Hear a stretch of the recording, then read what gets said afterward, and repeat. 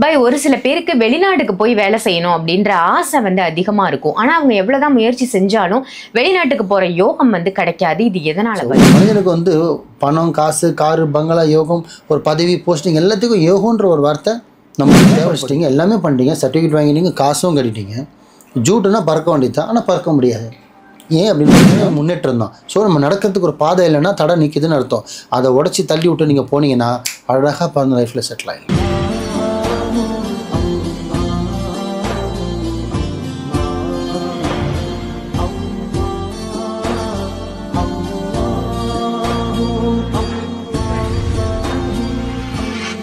மர்ஜன்ம நேயர்கள் அனைவருக்கும் அன்பான வணக்கங்கள். புயல் காவங்கரை MM டவர்ஸ்ல இருக்கக்கூடிய மாலிக் பாய் அவர்களை தான் சந்திக்க வந்திருக்கோம். வணக்கம் பாய். வணக்கம்மா. பாய், ஒரு சில பேருக்கு வெளிநாட்டுக்கு போய் வேலை செய்யணும் அப்படின்ற ஆசை அதிகமா இருக்கும். ஆனா அவங்க எவ்வளவுதான் முயற்சி செஞ்சாலும் வெளிநாட்டுக்கு போற யோகம் கிடைக்காது. இது எதனால பாய்? ரொம்ப ஷார்ட்டாகவே கேட்டீங்க எவ்வளோ பெரிய விஷயத்த. என்னென்னு பார்த்தீங்கன்னா, யோகன்னு ஒரு வார்த்தை சொன்னீங்க பார்த்தீங்கன்னா, அந்த யோகன்றது ஸோ கணவன் மனைவி யோகன்றது ஒரு யோகம், குழந்தைன்றது ஒரு யோகம், திருமணம் என்பது ஒரு யோகம், புரியுதுங்களா?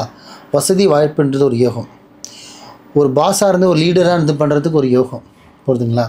ஸோ அதை நம்ம ஊரில் பண்ணுறது ஒரு யோகம், அதே ஃபாரினில் போய் ஒருத்தர் இடத்துல இருந்து அங்கே சாதிக்கிறது ஒரு யோகம். ஸோ ஒரு மனிதனுக்கு பணம், காசு, காரு, பங்களா, யோகம், ஒரு பதவி, போஸ்டிங் எல்லாத்துக்கும் யோகன்ற ஒரு வார்த்தை நம்மளுக்கு தேவைப்படுது. அது இல்லைன்னா நீங்கள் அப்டேட்டே கிடையாதுன்னு அர்த்தம், ஜீரோ. ஸோ அந்த யோகத்தில் நல்லா படிச்சுட்டீங்க, காலேஜ் முடிச்சிட்டிங்க, சர்டிஃபிகேட் வாங்கிட்டீங்க, ஆனால் உங்களுக்கு இங்கே வேலை செய்கிறதுக்கு ஐடியா கிடையாது. சுற்றி இருக்கிறவங்களும் ஃபாரின் போனால் செட்டில் ஆகலைன்ற ஒரு ஆசை காட்டுறாங்க.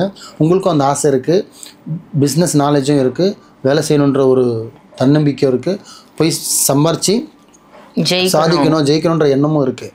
ஆனால் போக முடியல. ஒரு 1 lakh 2 lakh கேஷ் கேட்குறாங்க, ஏஜென்ட்டில் கேட்குறாங்க, கட்டுறீங்க, ஆனால் அதுவும் உங்களுக்கு தோற்று போயிடுது. தப்பான இடத்துல காசு கட்டிடுறீங்க. இல்லை கரெக்டான இடத்துல கட்டுறீங்க, ஆனால் உங்களுக்கு கரெக்டான இடத்துல அந்த அப்பாயின்மெண்ட் ஆர்டர் வர மாட்டேன். அப்போ நடுவில் தடுக்கிறது என்னது? உங்களோட தடங்கள். ஸோ எங்கேயோ சம்திங் இடிக்குது. நல்லா படிச்சிட்டிங்க, எல்லாமே பண்ணிட்டீங்க, சர்டிஃபிகேட் வாங்கிட்டீங்க, காசும் கட்டிட்டீங்க. ஜூட்டுனா பறக்க வேண்டியது தான், ஆனால் பறக்க முடியாது.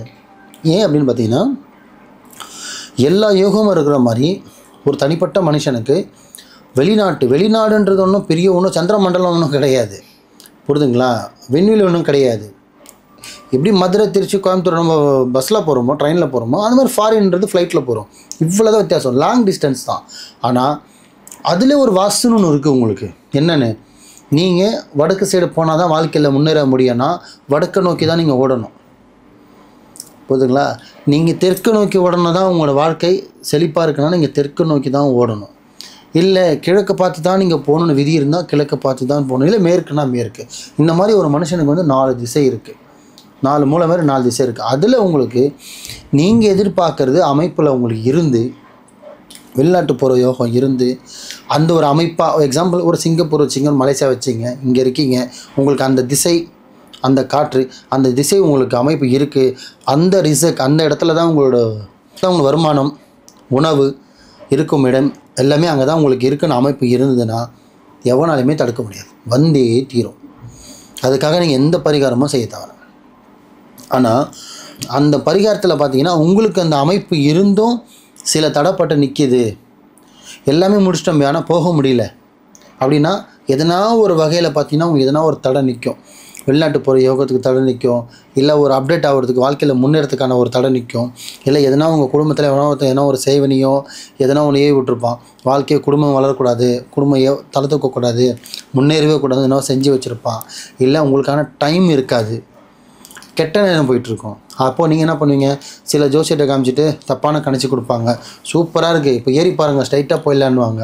ஆனால் அவனுக்கு பார்த்தீங்கன்னா கரெக்டாக கணிச்சிங்கன்னா டைமே வந்திருக்காது.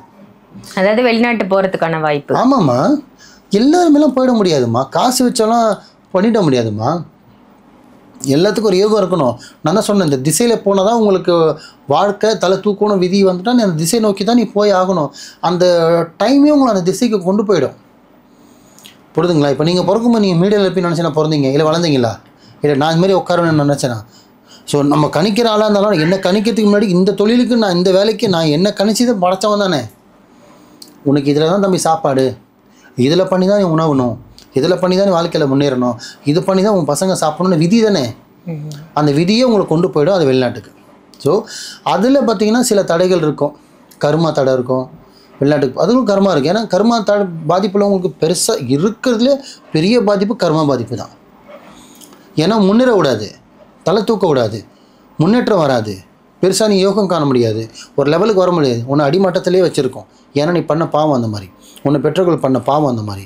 நீ ஏறணும், நீ ஏனி இருந்தாலும் ஏறுவேன், ஏனியே இல்லைன்னா நின்ன இடத்துல தான் ஓடணும், அந்த மாதிரி ஆகிடும். ஸோ கர்மா இருக்கா, நீ பாவம் பண்ணியிருக்கியா, இல்லை உனக்கு பெற்றவங்க பாவம் பண்ணியிருக்காங்களா, இல்லை உனக்கு டைம் சரியில்லையா, இல்லை அமைப்பே இல்லையா, இல்லை உனக்கு அந்த இந்த திசையை நோக்கி ஒன்றா உனக்கு முன்னேற்றம் இல்லைன்னா இல்லை தான்.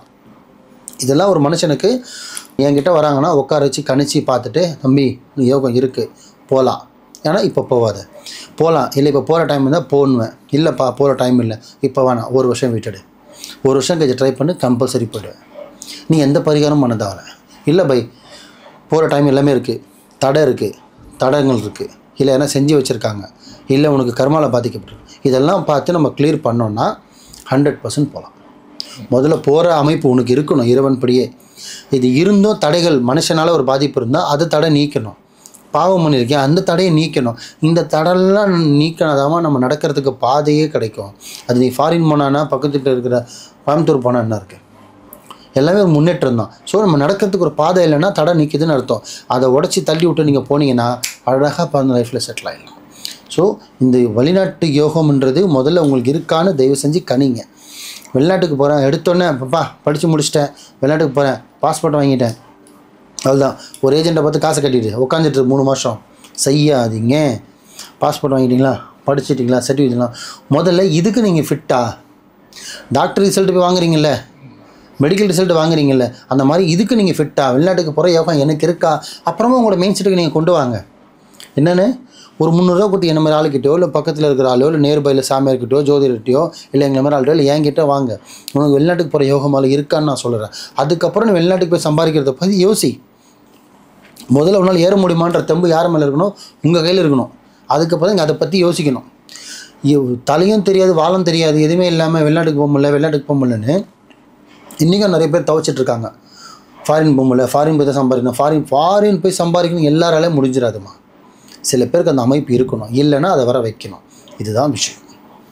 ரொம்ப சிறப்பு, ரொம்ப சிறப்பு, ரொம்ப அருமையான தகவலாக கொடுத்தீங்க. எத்தனையோ பேர் வந்து வெளிநாட்டுக்கு போகணும்னு வெயிட் பண்ணிட்டு இருக்காங்க. அந்த மாதிரி காத்திருக்கிறவங்களுக்கு இது ஒரு வரப்பிரசாதமான பதிவாக அமையும் பாய். நன்றி. நன்றிம்மா.